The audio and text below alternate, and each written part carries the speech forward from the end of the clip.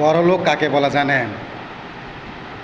যার মন অন্যের জন্য সবসময় দয়ায় ভরে থাকে তাকে বলে বড়লোক। সোজা কথা, যার মন বড় তাকে বলে বড়লোক। আর ছোট লোক কাকে বলে সেটা তো আপনারা খুব ভালোই জানেন, তাই না? যে সবসময় অন্যকে ছোট করে কথা কয় তাকে বলে ছোট লোক। আর ধনী লোক কাকে বলে জানেন? ধনী লোক হলো যার অঢেল সম্পত্তি আছে, অঢেল টাকা আছে, তাকে বলে ধনী লোক।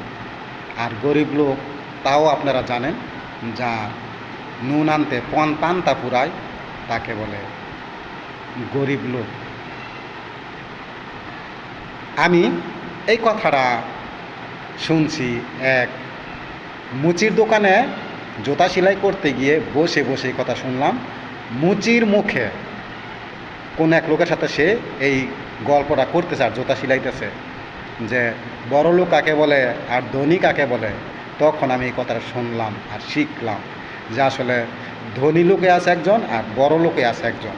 টাকা পয়সা থাকলে তাকে বড় লোক হয় না, বড় লোক হওয়া যায় না।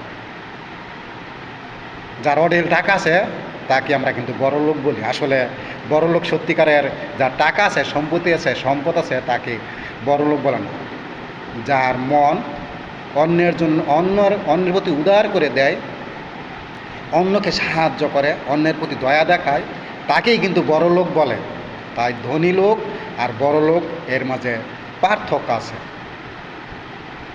তো বন্ধুরা, আমি আপনাদের এটাই বলতে চাইলাম যে মানুষের শিক্ষার শেষ নাই।